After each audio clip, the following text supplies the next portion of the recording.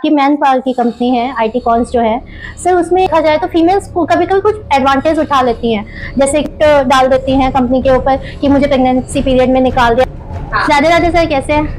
राधे राधे, मैं बिल्कुल ठीक हूँ भगवान के पास। सर क्वेश्चन था मेरा आपसे कि आपकी मैन पावर की कंपनी है आईटी कॉन्स जो है सर, उसमें सर देखा जाए तो फीमेल्स को कभी कभी कुछ एडवांटेज उठा लेती हैं, जैसे कि मैंने कंपनी ज्वाइन कर ली, प्रेगनेंसी हो गई और उस केस में क्या है कि फिर मैंने मैटरनिटी अप्लाई कर दी। उस केस में आप कैसे रिस्क बेयर करते हैं, या फिर कुछ लोग होता है कि अननेसेसरी उसको हरासमेंट डाल देती हैं कंपनी के ऊपर कि मुझे प्रेगनेंसी पीरियड में निकाल दिया, एनआईवी में केस डाल देती है, तो उसमें आप कैसे एक्शन लेते हैं, क्या सोचते हैं उसके बारे में सर मुझे थोड़ा सा बताइए। देखिए,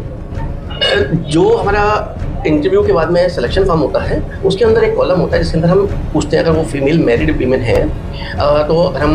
उनके इंटरव्यू के बाद में यदि सिलेक्शन वाला पार्ट है तो वहाँ पे एक डिक्लेरेशन ले जाता है कि इस समय ज्वाइनिंग के टाइम पे आप प्रेग्नेंट और नॉट। यदि पहले वाले पार्ट पे लगता है कि वो प्रेगनेंसी वाला पार्ट है तो उसमें ऐसे वाले केस में बिकॉज अभी उन्होंने ज्वाइन किया नहीं है और प्रोडक्टिविटी आएगी नहीं और उसमें यदि 3-4-5 महीने की प्रेगनेंसी है तो इमीडिएटली लीव पे जाएंगे। तो ऐसे में जो नया वाला जॉब है उसके अंदर उसको अवॉइड, तो एक बेसिकली